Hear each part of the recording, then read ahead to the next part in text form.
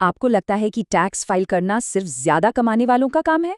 अगर हाँ, तो थोड़ा रुक जाइए। आज हम इसी सोच को बदलने वाले हैं। चलिए समझते हैं कि कम इनकम होने पर भी आईटीआर फाइल करना आपके लिए एक सुपर स्मार्ट मूव क्यों हो सकता है। ये जो सवाल है ना, मुझे यकीन है कि ये आपके मन में भी कभी ना कभी आया होगा।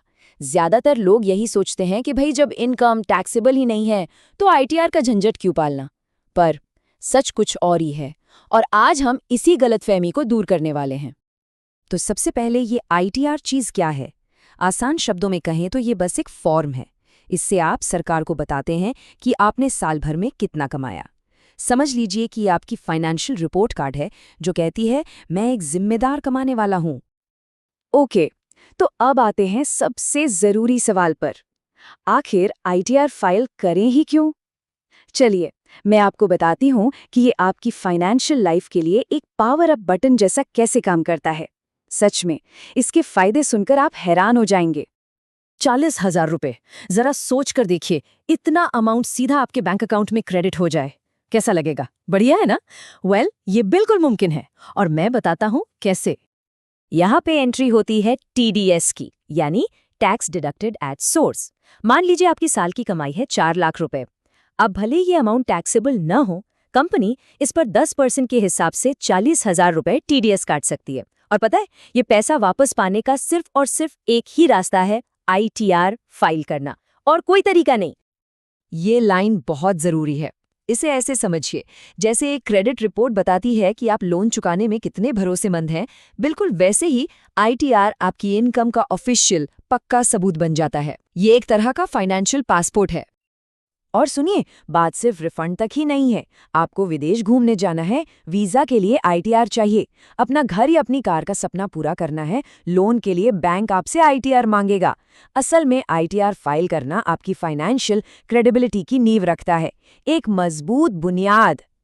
तो अब जब आप क्यों का मतलब समझ गए हैं, तो आगे बढ़ते हैं कौन और क्या पर। यानी आईटीआर फाइल करना किसे है और उसके लिए क्या-क्या चाहिए। और टेंशन मत लीजिए, ये जितना मुश्किल सुनने में लगता है उतना है नहीं। तो आईटीआर फाइल करना किसके लिए जरूरी है? सीधा सा नियम है।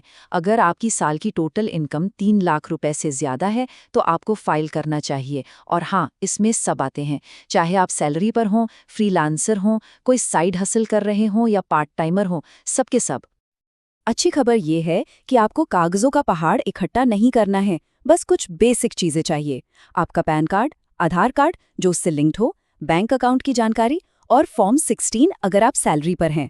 और अब तो एआईएस यानी एनुअल इन्फॉर्मेशन स्टेटमेंट ने काम और भी आसान कर दिया है। वो आपकी ज्यादातर डिटेल्स फॉर्म में अपने आप भर देता है। कितना आसान है। चलिए अब देखते हैं इसका गेम प्लान। सिर्फ 6 सिंपल स्टेप्स, इतने आसान कि कोई भी कर सकता है। सच में ये प्रोसेस बहुत ही सीधा है। करना क्या है? बस इनकम टैक्स की वेबसाइट पर जाना है, अपने पैन से लॉगिन करना है, सही असेसमेंट ईयर चुनिए, फिर आईटीआर 1 फॉर्म सिलेक्ट कीजिए जो ज़्यादातर लोगों के लिए होता है।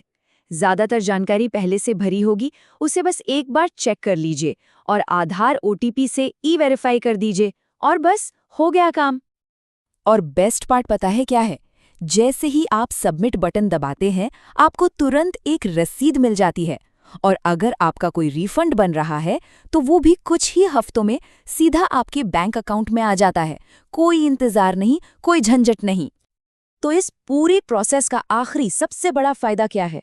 ये सिर्फ एक फॉर्म भरने की कसरत नहीं है, ये आपके फाइनेंशियल फ्यूचर को मजबूत बनाने की तरफ एक बहुत जरूरी कदम है।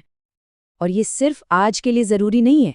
एक नया टैक्स सिस्टम आ रहा है जहां आईटीआर की समझ होना और भी जरूरी हो जाएगा, ताकि आप उसके फायदों का पूरा लाभ उठा सकें।